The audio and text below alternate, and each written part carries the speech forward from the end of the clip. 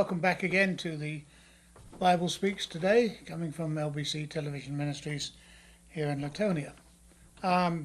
If my information's correct, you're seeing this on the 22nd of December, and maybe the 25th, but I don't think anyone will be watching. Plus the fact that occasionally we get preempted on that. And I made a mistake, by the way, it's not 25th, 24th. So Christmas Eve, maybe you'll see it, I don't know. As I said, we get preempted by the cable company for other Christmas things. But if you do, you do. If not, you better stay with me tonight, because it's the only time you're going to see it. We talked last week and the week before. I went through some of the timeline of Christmas, the different, when the different things started and how we did things. And whilst it may have been somewhat of a liturgy of dates, it's kind of interesting to know how long or how short a period of time certain things have been with us.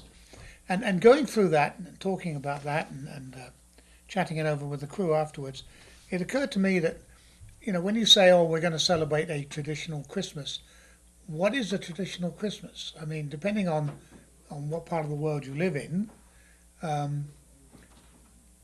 depends on how you do it. Now, most of us in America here, and probably in Europe, except for South America and Spain and that part, we tend to think of Christmas as, the Christmas tree, the fireside lights, the decorations, the presents, Santa Claus, plum pudding, ham, that sort of thing.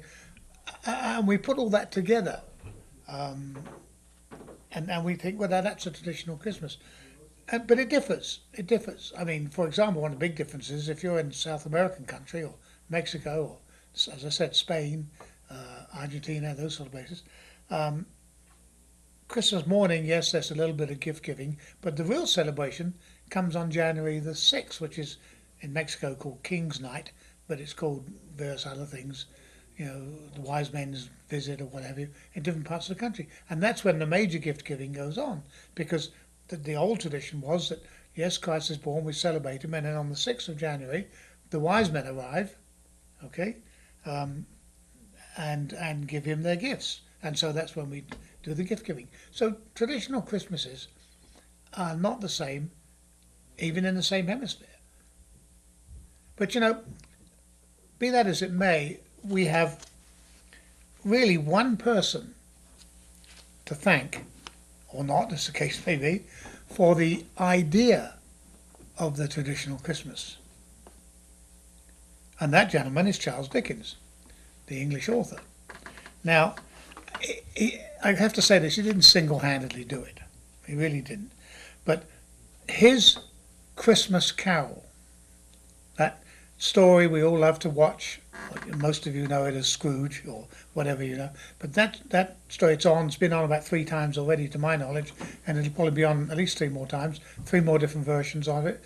Everything from, as I say, Alistair Sim back in the 50s, 1950s, to Jim Carrey in the 80s, 90s, whenever it was. But that story and all the things it accomplished set in motion a series of events that changed Christmas to bring back, if you will, the merriment and the joy and that sort of thing that had been missing. And to do that, we need to go back a little bit. First of all, we didn't start, as I said last week, we didn't start celebrating the birth of Jesus as such until about the 4th century, and they chose December the 25th. And Pope Julius, the Pope was Julius I, what he did was he merged the Roman Saturnalia feast, which is kind of the end of the year, beginning of the New Year feast, with the Church's celebration of Christ's birth. Now, that simple decision, well, it probably wasn't simple at the time, but that decision of, to create Christmas, in other words, officially, now, there have been odd sorts of celebrations in the 2 or 3 centuries before that, but officially brought a lot of mixed blessings to the church. Because, of course, many pagans who were being converted to Christianity, or perhaps those who were hovering on the verge of it, were really pleased that their old customs, the Saturnalia and some of the other feasts, which were now part of the Christian thing. So you didn't have to give up anything. You know, I've become a Christian, there's no parties. Oh yes, there is. We're just taking it over. Okay? So Christianity grew as a result of that. The merriment and the festivities went on. And for nearly 1,200 years, this merging of pagan celebrations with Christianity became really the standard for the proper celebration of Christmas. I mean, it really was a fun time. People shouldn't do, I suppose, but they got drunk and they had parties, they gave gifts, they lots of merriment, this sort of thing, throughout the Christian world. And in fact, as we've talked about in other programs, some of the other feasts of the church were merged with pagan feasts, and they can't beat them, join them, sort of thing, so that when pagans came to Christ, they suddenly found out that the feast days and the holidays and the merrymaking were all the same. And you have to realize, we're not talking about a developed people in these days. We're talking about basically an agricultural world, very little industry. So these holidays were the only time people didn't work. I mean, nowadays, you know, we work from Monday to Friday or Monday to Thursday if you're with the government, or less perhaps. But in those days, and in fact in some parts of the world today, and certainly if you're in the agricultural business, there's probably not a farmer out there watching us tonight who doesn't say, what do you mean 5 days a week? I work 7 days a week, especially if you've got a dairy herd or something like that. People just worked. Sunday you went to church in the morning and back on the fields in the afternoon, maybe. Some enlightened countries had Sunday off. But the only other chance for a break and let your hair down was these feast days. And certainly Christmas became the big time to have a hoedown and really let fly. Okay? Well then, along comes Oliver Cromwell. We're talking about Europe now, England predominantly. Along comes Oliver Cromwell and the Puritans in the 18th century. Okay? And their view of Christianity, that's why they're called Puritans, of course, led them to decide that such, you know, celebrations of Christmas had simply gotten out of hand. It was a rowdy rebel. Now, never mind whether people liked it or not, they felt that Christ's birth should be celebrated in a much more sober and enlightened and sanctified way. And in fact, it's kind of interesting, this.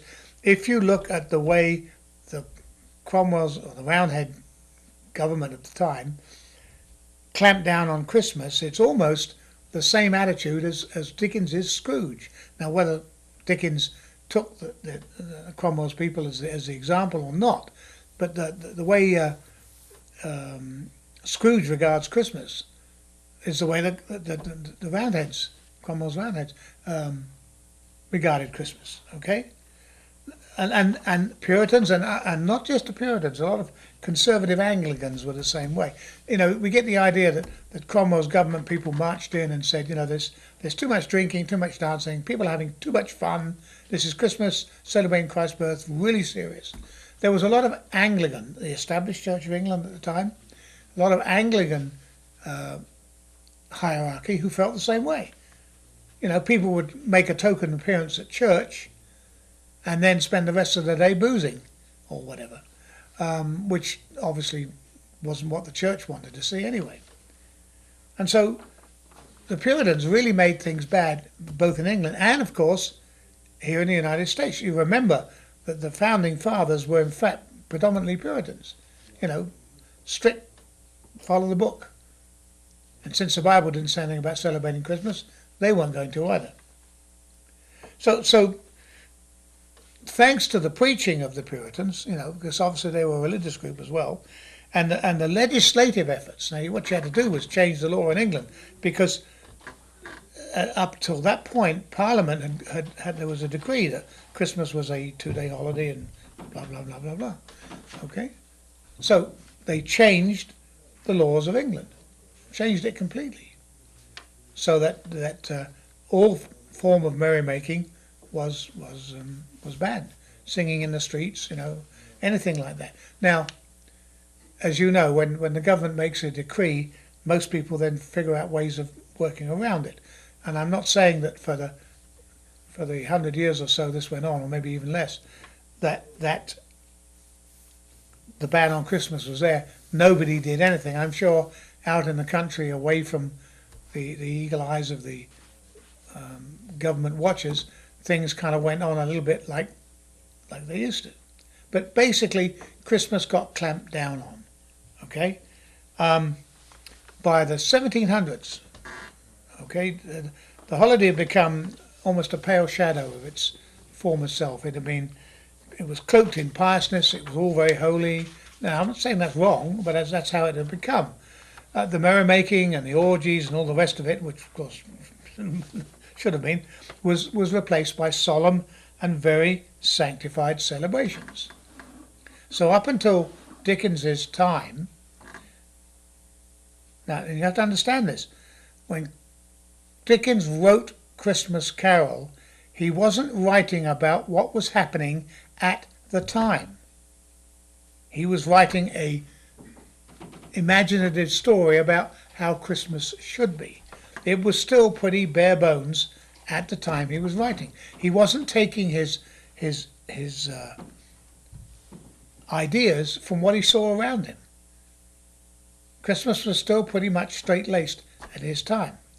Okay? So what happened with Dickens was that his little story, he calls his little carol, it rescued Christmas from its, if you will, overbearing religiosity, and returned it, again, to its pure pre-Puritan status of revelry and merriment. I mean, thanks to the influence of that book, Christmas Carol, many of the decorative elements of the Christmas season, the lights and the candles and all the festivities, made a return to Christmas celebrations, which they had been missing. I mean, look at the things he brought back in that story.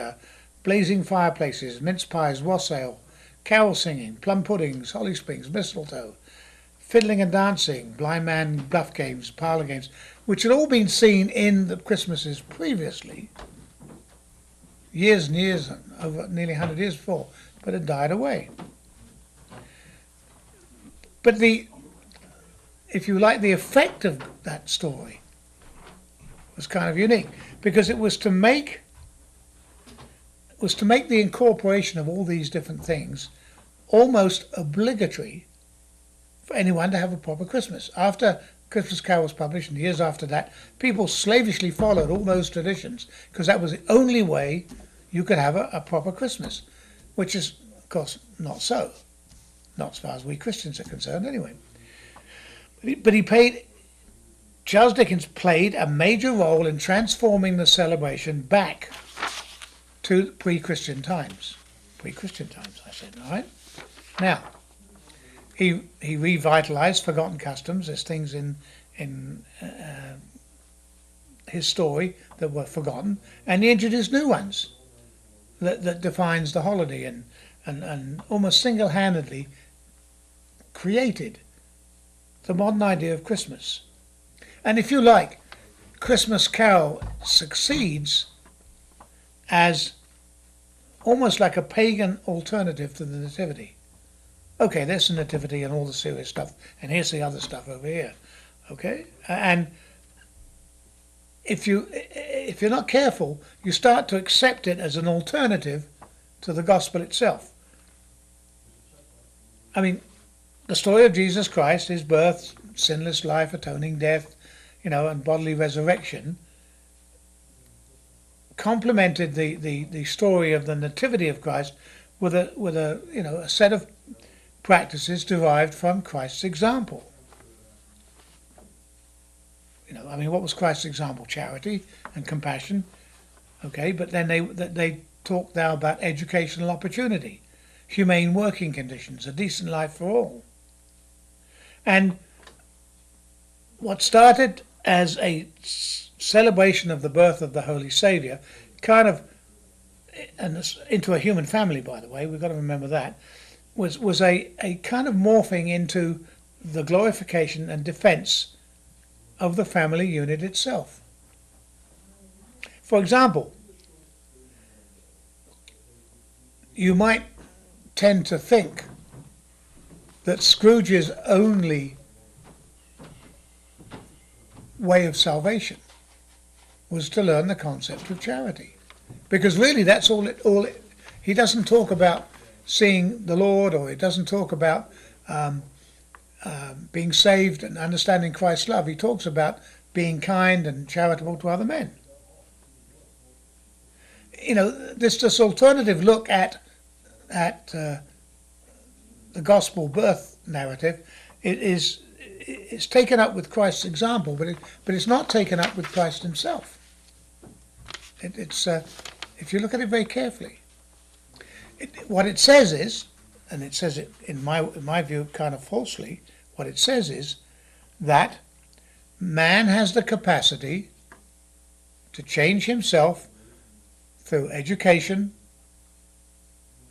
government assistance, if you will, and redistribution of wealth and acts of benevolence. Okay? Which is patently false. We don't have the ability to change ourselves. We can change ourselves with God's help, but on our own we can do very little. I mean, at its root, I grant you, Christmas Carol it's fundamentally about spiritual rebirth, but it's not the rebirth that God has in a plan for salvation. It's about a man transforming himself, you know, pulling him up by his own bootlaces, if you will, and by the examples set by the three visitors, the ghosts that Scrooge has, that he can change. At no time does it say in that story anything about God. Oh, it mentions that Tiny Tim goes to church, but that's about all. I mean, the story of Christ's birth doesn't need any compliments or anything added to it. Okay, and nothing, I think, could be more vital to the spiritual change of our natures, in other words, God changing us, than the celebration of the birth for its own sake. Paul reminds us in Colossians 2 that don't be deceived by alternative gospels. So you've got to be careful here. If you accept Dickens' story as the way Christmas should be celebrated, you've got to realise that it's not anything to do with Christ and salvation, which is important. I'm not saying it's not a bad story. It's a good story. It's great. But think about it. How is Scrooge changed into a more wild and worldly man? By being frightened to death and realising that he's a cruel, heartless skinflint and needs to be more charitable and more loving. Fine. But nowhere does he fall on his knees and ask forgiveness from Christ. And if you'll notice that the last few words of Christmas Carol are that Scrooge celebrated the feast of Christmas better than anybody else. It doesn't mention anything about celebrating the birth. So you see, something you accept as a Christmas story really has very little to do with the Christ story of Christ's birth. If you get taken up with sort of human philosophy and human traditions, tying in with the spiritual side of the world, with the spirits of the world, in other words, so it fits in with what the world is doing, then you're not doing it according to Christ. Interesting couple of things before we go any further. You remember in Christmas Carol, Scrooge is visited by the ghost of Christmas past, and he goes back to his childhood and sees all the wonderful celebration of Christmas, and with Fezziwig and the rest of them. It's interesting to think about that, because assuming Scrooge was 70 odd years old roughly at the time of the setting of the play, then he would have been early teens, perhaps, one or two of the scenes. Christmas wasn't celebrated like that 40 45, 50 years previously to that. It was still tied down in the doldrums of the Puritan thing. Very cleverly, Dickens made it appear in his story that Christmas had always been like that, and it was just Scrooge had, gotten out of it, and that people were celebrating Christmas around him. Bob Cratchit, his family and the nephew and all that. There may well have been some small celebrations, but nothing like Christmas Carol preventative. There were a great many church services, and of course that's brought into it as well. But England wasn't ringing merrily on high for Christ is come at the time he wrote the play. The other point I want to make is that it's interesting that the hearts of non-religious people, or even religious people, are warmed and amused and made comfortable by, if you like, a genuinely fanciful and slightly unbelievable story of a miserly old man having his heart fundamentally changed by the appearance of three ghosts on Christmas Eve. Everyone says, well, yeah, look at that, changed Scrooge. And yet, the same hearts assign the Christian assertion of the gospel that God himself visited us in the person of his only Son. People would sooner believe in the Scrooge story, knowing full well it's a story, than they will believing in God's message to us, which is not a story. It's kind of ironic, Enlightened minds, and let's say they are, believing in the power of ghosts to fundamentally alter a man's nature, but refusing the story of an invisible God who condescended to take our sinful nature upon himself. Not to reform our natures, but to replace them with his own new nature. Think about that for a moment. Christmas Carol's a great story. It's a great poem. It's a great piece of literature. It's been a great movie, a great musical, a great ballet. I don't know what else it's been. Probably a cartoon thing as well. Yeah, it has. That's true. It has been a cartoon. And it's a great little, if you like, example of how cruel man can be to other men. But nowhere in the Christmas Carol is there any real mention of the saving grace of Christ. Scrooge is frightened by three ghosts, figments of his imagination, whatever, and turns himself around and learns that being charitable is that, well, being charitable is great. But faith comes first, works second, right? You can't gain faith by works, but you can get works by faith. I mean, if you want to say this, the nativity of Jesus Christ is, if you like, a ghostly visitation, if that's what you want to think about it, but it holds the power to fundamentally change your nature.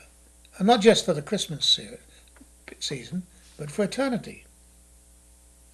Because, listen to this, but while he thought on these things, behold, the angel of the Lord appeared to him in a dream, saying, Joseph, thou son of David, fear not to take unto thee Mary thy wife, for that which is conceived in her is of the Holy Ghost. That's Matthew. Okay, now, angel of the Lord, ghost. I mean, what do you want to say? The word actually in Old English and in fact in Aramaic is the same. Ghost, spirit, call it what you will. So what Dickens did was took a biblical theme, if you like, and turned it into a moral story. Now, there's nothing wrong with moral stories. I think they're great. But we have to remember what this story is about. And I'm not saying you shouldn't, right now, sitting there on the 22nd of December, probably sitting at night watching Christmas Carol on the TV, turning it off. No, it's not a bad story. It's not asking you to forget the real reason for Christmas, but it is tending to overshadow it with a kind of humanity style of thing as opposed to a spiritual style of thing. If Scrooge was a real character, let's say he was, and he changed like that, it would be because Christ changed him, not because he suddenly realized he was being a bad guy. Like all of us, there's lots of things about us we would change. Most of us find that very difficult. People say, oh, I gave up drinking, I gave up smoking, I gave up, drugs or whatever it did.